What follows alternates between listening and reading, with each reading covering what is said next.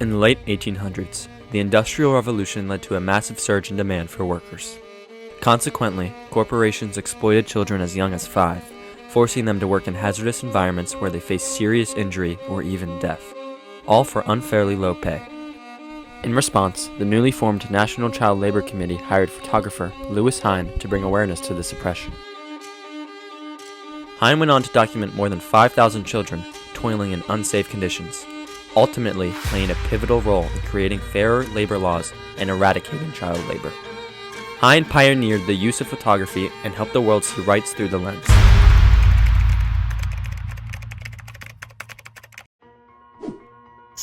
The late 1800s marked a period of exponential growth and urbanization, fueled by rapid advancements in industry and technology, including the expansion of railroads and inventions such as steel production and the telegraph. Factories arose across the country, producing goods such as cotton and coal. With a sudden need for massive amounts of unskilled laborers, these factories turned to millions of immigrants who had moved to the U.S. in search of opportunity. Unable to support their families on their own, many immigrants were forced to send their children to work alongside them. Factory owners preferred hiring children over adults because their small hands could easily reach into machinery, they could be paid significantly less, and they were less likely to strike than adults. By 1900, 1.75 million children under the age of 15, more than 1 in 5, were forced to work for long hours of unsatisfying labor under severe discipline for alien purposes. Now at that time we went to work at worked all night long till 5 o'clock the next morning. Went to work at 6 o'clock in the evening. You worked 11 hours? 11 hours. And boy, that's a long drag, I'll tell you that. America knew that child labor was a problem, and there had already been several efforts made by reformers to end it. But these efforts were either brushed off or were not enforced. By 1904, over half of the workforce were children under 14, and people were increasingly concerned about the education of the next generation.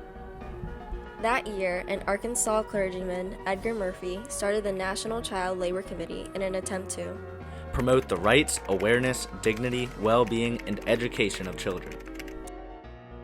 They set up advertisements across the country warning of the dangers of child labor, but the public remained unconvinced. Knowing they needed something more to demonstrate the true effects and reality of child labor, they hired a young photographer named Lewis Hine to document the abuse in factories.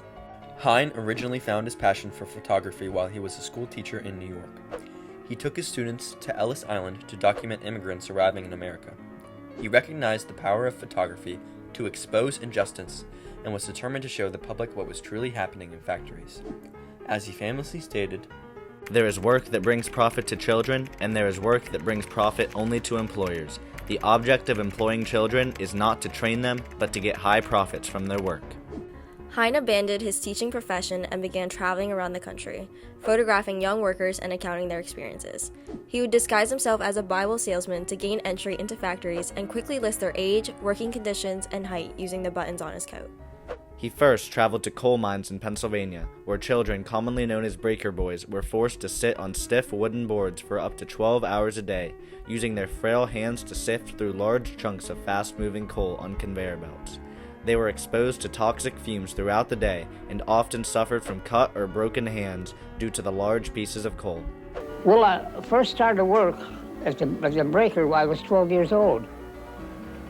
Boy, what a place. You sat on a hard seat.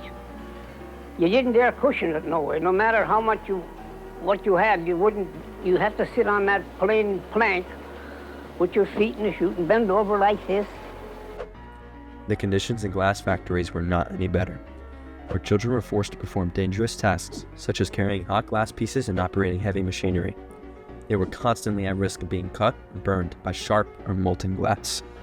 Furthermore, the strain of carrying heavy molds throughout the day often led to physical deformities and permanent health defects. One worker remarked, "I would rather send my boys straight to hell than send them by way of the glass house."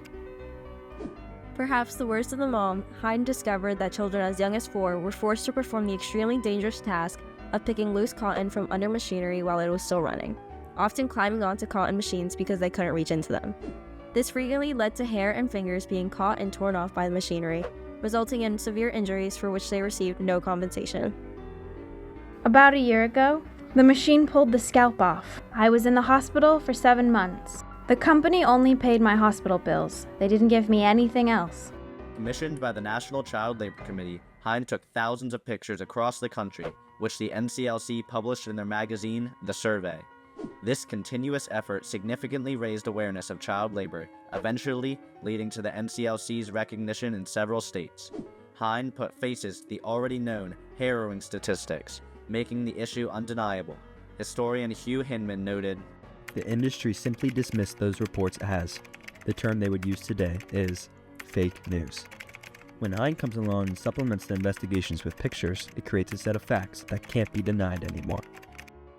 Hine's unique style of photography struck viewers with both fascination and horror. He took his pictures at the level of the child, not from above, with factories looming in the background, but often heavily blurred to emphasize the child's point of view. This style humanized the children, fostering a deeper connection and sympathy from the public. Consequently, movements to end child labor began to emerge across the country, finally gaining momentum in the fight for reform. By 1910, 17 states passed laws limiting the age of laborers to 14 and restricting the workday to 8 hours. These regulations were often circumvented by parents who lied about their children's ages. By presenting doctor's notes falsely claiming physical disabilities, parents could send their children to toil in the mines in place of going to school. A superintendent of a Pennsylvania school district noted the alarming extent of this practice, observing that 175 of the 200 boys in the district under age 16 were employed in the mines. My dad had to take me out of school, and I went to work in the card room. My dad went to work in the card room, and I worked in the card room until 19 and 24. In response, the National Child Labor Committee intensified their efforts to expose the horrors of child labor, building upon Hine's work by highlighting the greed and negligence of some parents. They published harrowing accounts of fathers whose drunkenness compelled their children into labor, and mothers who squandered their children's wages on leisure. As reported by the New York Observer, children were forced to work to deck out with a little more finery the gaunt figure of a neglectful mother. Progress stalled for many years as numerous states resisted adopting stricter labor laws due to fears of competitive disadvantage. Even in the most progressive states, labor statistics officers reported that age limit laws in effect at the time were openly and freely violated in every state visited. To achieve broader support for their proposed legislation, the National Child Labor Committee recognized the need for increased public support and stricter enforcement measures. Operating in isolation was no longer a viable option. In 1912, a new bill was introduced that aimed to establish a minimum working age of 14 for factory workers and 16 for coal miners, while also enforcing maximum 8-hour workdays and restricting night shifts to workers aged 16 and older. This legislation received widespread support and was easily passed by the House of Representatives, but upon reaching the Senate, it faced deliberation which ultimately led to its dismissal without a vote. They stated, "The proposed federal legislation affords a striking example of a tendency to carry out congressional power over interstate commerce beyond the utmost boundaries of reasonable and honest inference." 4 years later, in 1916, the bill was reintroduced, this time sponsored by Edward Keating in the House of Representatives and Robert Owen in the Senate. As before, it garnered widespread support and easily passed the House of Representatives. However, this iteration of the bill received a significant boost from President Wilson's endorsement, which facilitated its passage in the Senate with a vote of 52 to 12. On September 1st, 1916, President Wilson signed the Keating-Owen Act into law, resulting in the immediate relief of over 150,000 children from labor in mines and factories. The Keating-Owen Act marked a significant milestone in the fight against child labor, setting a precedent for future legislation such as the Fair Labor Standards Act. Central to this movement was the work of Lewis Hine, whose compelling photographs brought the grim realities of child labor to the forefront of public consciousness. His contributions, alongside the tireless efforts of the National Child Labor Committee, were instrumental in shaping a more just labor landscape.